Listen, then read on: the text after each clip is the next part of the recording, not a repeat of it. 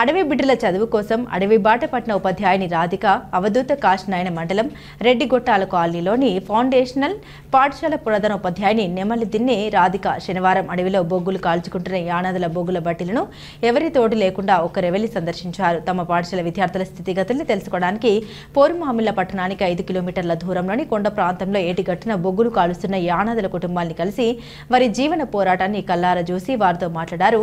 యానాదుల దుర్భర జీవనాన్ని దగ్గర నుండి గమనించి చలించిపోయారు. నా పేరు రాధిక. నేను రెడ్డికొట్టాల ఎస్టీ కాలనీలో ఉండే ఫౌండేషనల్ స్కూల్లో ఏకోపాధ్యాయునిగా పనిచేస్తూ ఉన్నాను. ఇక్కడ మా పాఠశాలకు వచ్చే విద్యార్థుల్లో ఎక్కువ మంది ఎస్టీ విద్యార్థులు ఉన్నారు. వాళ్ళు సరైన జీవనాధారం లేక వాళ్ళు వలస పద్ధతులలో జీవిస్తూ ఉంటారు. మా పాఠశాలకు గత కొన్ని రోజులుగా ఒక విద్యార్థి విష్ణు అని ఈ విద్యార్థి మా పాఠశాలకు రావటం లేదు. నేను ప్రతిరోజు తల్లిదండ్రులకు ఫోన్ చేస్తున్నాను. ఆ విద్యార్థి ఎందుకు రావట్లేదు అంటే, మేడం మేము ఏట్లోకి వచ్చినాము, బొగ్గులు బట్టి కాల్చుకుంటున్నాము, అది అయిపోయిన తర్వాత వస్తామని చెప్తా ఉన్నారు. మరి ఏంది బొగ్గులు బట్టి కాల్చుకోవడం ఏంది, వీళ్ళు రాలేకపోవడం ఏంది, అసలు ఎక్కడున్నారు, ఎలాంటి పరిస్థితుల్లో వీళ్ళు ఉన్నారని ఈరోజు నేను అదే పనిగా సెలవు రోజును వీళ్ళ కోసం కేటాయించి అదే పనిగా నేను వీళ్ళని చూడటం కోసం వచ్చినాను ఇక్కడికి. వీళ్ళ పరిస్థితి ఏంది గమనించాలి, మనము ప్రత్యక్షంగా చూద్దామని వచ్చినాను.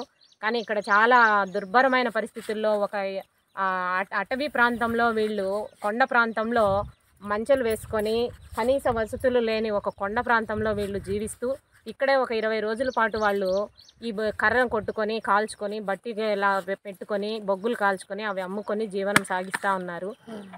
ఈ పిల్లల్ని ఏదో రకంగా వీళ్ళని పాఠశాలకు తీసుకొని రావాలనే సదుద్దేశంతో నేను వచ్చినాను.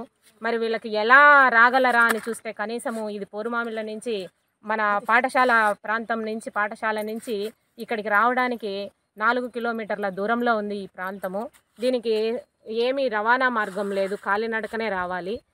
అసలు ఆ కాలినడకన కూడా అంత కొండ ప్రాంతంలో కొండలు గుట్టలు ఎక్కి రావాలి మనం ఇక్కడికి రావాలంటే.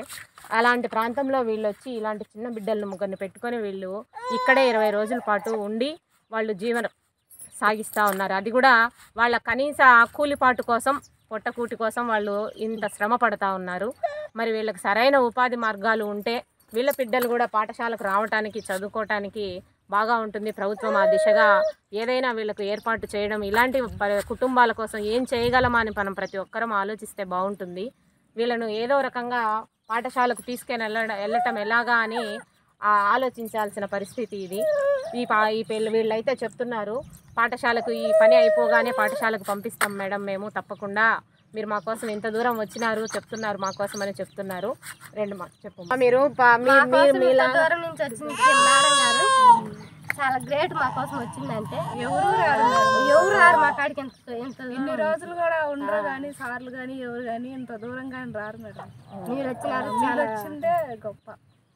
మీకోసమే మీ పిల్లలు మీలాగా కాకూడదు, పెద్ద అయిన తర్వాత కొంత అక్షర జ్ఞానంతో మనం కూడా నాగరిక జీవనం గడపాలి, మనం కూడా అభివృద్ధి సాధించాలి అందరితో పాటని మేము మీకోసం వచ్చినాం ఇంత దూరము.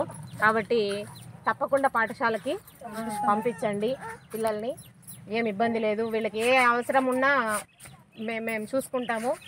నేను పర్సనల్గా కూడా వ్యక్తిగతంగా కూడా మీకు ఏదైనా సహాయం అవసరమైనా చేయడానికి సిద్ధంగా ఉన్నాము. పంపించండి పిల్లల్ని, చూసుకోండి వీళ్ళని జాగ్రత్తగా.